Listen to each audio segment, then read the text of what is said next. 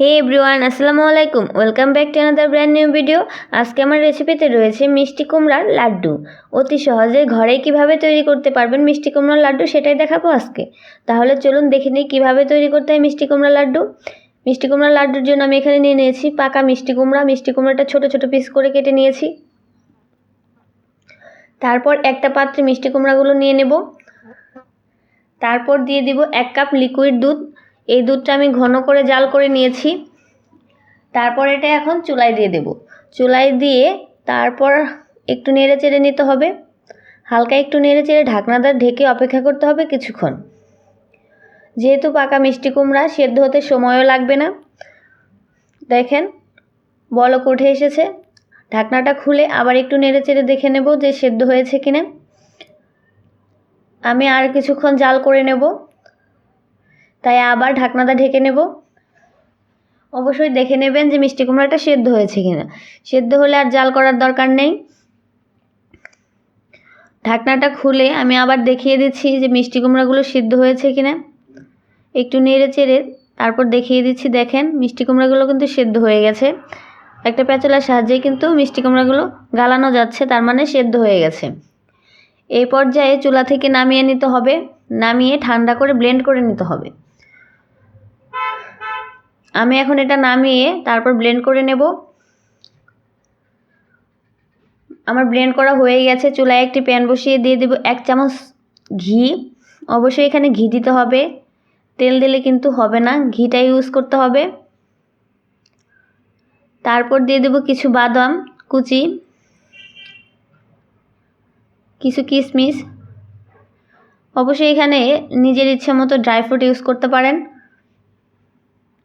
কিশমিশ আর বাদামটা হালকা একটু ভেজে নেওয়ার পর মিষ্টি কুমড়ার দুধটা ব্লেন্ড করে নিয়েছিলাম সেটাই এখানে দিয়ে দেব। দিয়ে ভালো করে কিছুক্ষণ নেড়ে চেড়ে নিতে হবে। তারপর দিয়ে দেব 1/2 কাপ পরিমাণের চিনি।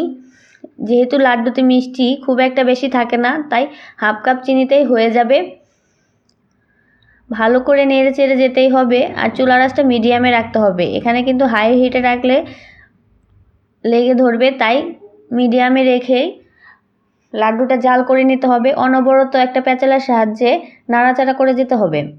এই পর্যায়ে দিয়ে দেব 1/2 কাপ পরিমাণের গুঁড়ো দুধ। গুঁড়ো দুধটা দিলে খেতে আরও ভালো লাগবে এবং কি ঘ্রাণটা অনেক সুন্দর আসবে।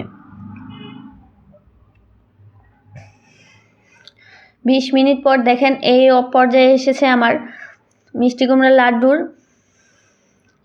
দেখেন আমি দেখিয়ে দিচ্ছি, অনবরত কিন্তু নাড়াচাড়া করতে হবে, তা না হলে প্যানে লেগে যাবে। তাই অবশ্যই অনবরত নেড়ে চেড়ে যেতে হবে।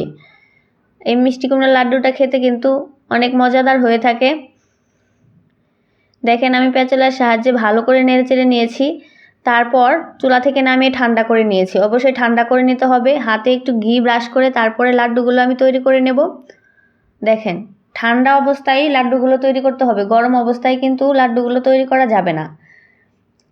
অনেক সময় বাচ্চারা মিষ্টি কুমড়া খেতে চায় না, এইভাবে লাড্ডু তৈরি করে বাচ্চাদেরও খাওয়াতে পারবেন, আর বেশি কিছু লাগেও না। তৈরি হয়ে গেছে আমার মিষ্টি কুমড়ার লাড্ডু। আমি জাস্ট দেখার সৌন্দর্যের জন্য গুঁড়ো দুধের মধ্যে একটু মুড়িয়ে নেব। এটা অপশনাল, না করলেও হবে। জাস্ট একটা করে লাড্ডু গুঁড়ো দুধের মধ্যে মিশিয়ে নিচ্ছি। এটা দেখতে সুন্দর দেখা যাবে, খেতেও একটু ভালো লাগবে। তৈরি হয়ে গেল অতি সহজেই মিষ্টি কুমড়ার লাড্ডু। রেসিপি ভালো লাগলে চ্যানেলটি সাবস্ক্রাইব করে নিয়মিত চ্যানেলের সাথেই থাকবেন। বেশি কিছু লাগেও না, অল্প কিছু উপকরণেই তৈরি করতে পারবেন মিষ্টি কুমড়ার লাড্ডু। ভালো থাকবেন, সুস্থ থাকবেন। দেখা হবে নেক্সট কোনো ভিডিওতে। আল্লাহ হাফেজ।